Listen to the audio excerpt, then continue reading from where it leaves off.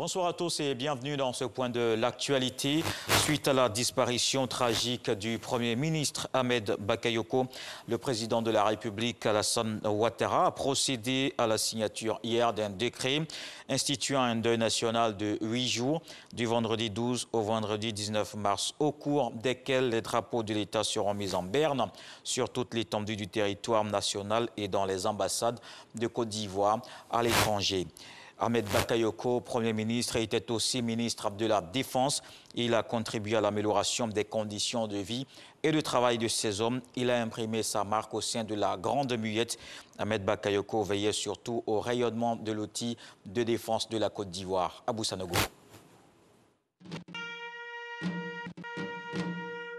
Il faisait corps avec ces hommes, toujours à leur contact. Ahmed Bakayoko aura marqué son passage à la tête du ministère de la Défense.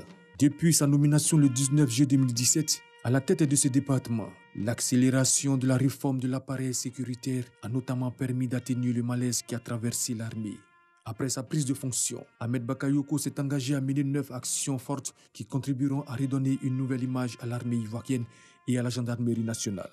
Il s'agit de la rénovation des casernes du pays, de la réglementation des tenues, de la formation, de la lutte contre l'injustice et du renforcement de la discipline, du rétablissement de l'ordre ainsi que la promotion de la cohésion, de l'équité et de la proximité entre soldats et haut commandement et entre soldats et population. Il avait une autre idée de la fonction militaire. Et très tôt d'ailleurs, il a compris que l'action militaire est portée par des hommes.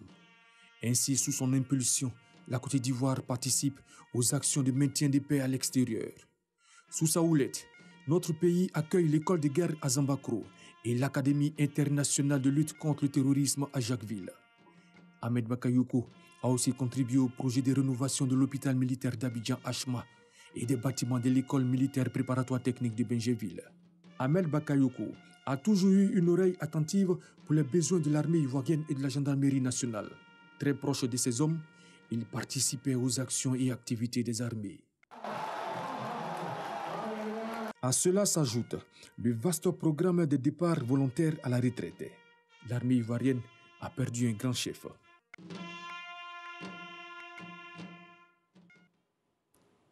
Imams, guides religieux, prédicateurs et fidèles musulmans d'Abobo ont décidé de prier ce vendredi dans les différentes mosquées.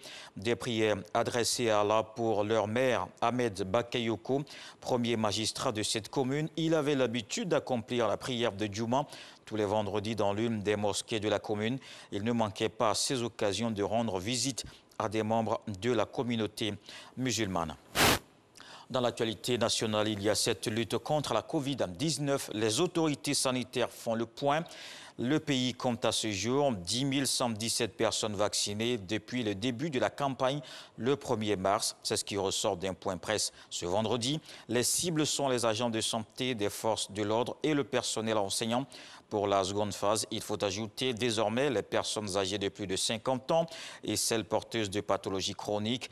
Le ministre de la Santé, Aka Ole, rassure à nouveau, le vaccin AstraZeneca est fiable et jusque-là, il n'y a pas encore d'effets secondaires majeurs. Dans le reste de l'actualité, Patrice Motsepe, élu par acclamation président de la Confédération africaine de football, aujourd'hui à Rabat pour la période 2021-2025, la FIFA a œuvré pour qu'il soit le seul candidat en lice. C'est le premier Sud-Africain à occuper ce poste. Le milliardaire succède au Malgache Ahmad, suspendu 2 ans de toute activité liée au football. Le Sénégalais Augustin Senghor, le Mauritanien Ahmed Yahya et 3 autres forment les 5 vice-présidents. L'Ivoirien Jacques Kanoma va se contenter d'un poste de conseiller spécial de Monsieur le Président de la CAF. La Pologne et la Hongrie ont saisi la Cour de justice de l'Union européenne. Ces 2 pays accusés d'enfreindre les principes de l'État de droit contestent le mécanisme qui conditionne les versements de fonds européens au respect de ces principes. Avec cette démarche, Varsovie et Budapest jouent la montre en espérant échapper aux sanctions. La décision de la Cour ne devrait pas intervenir avant l'automne 2022. Le Parlement européen et la Commission entendent demander une procédure accélérée. On termine au Pérou, où le ministère public péruvien a annoncé jeudi avoir requis 30 ans d'emprisonnement contre Keiko Fujimori. Cette dame, leader de la droite populiste, est accusée d'avoir illicitement financé ses candidatures infructueuses aux élections présidentielles de 2011 et 2016. La date du procès n'a pas encore été fixée. Elle sera annoncée lorsque tous les recours juridiques contre l'accusation auront été épuisés. Keiko Fujimori, 45 ans, a déjà effectué 13 mois de détention préventive dans le cadre de cette affaire, mais a été libérée à 2 reprises. Elle a annoncé d'emblée jeudi qu'elle allait continuer à faire face à ce qu'elle qualifie de persécution. Je vous donne rendez-vous à 20 h pour la grande édition, mais tout de suite à suivre les infos régionales.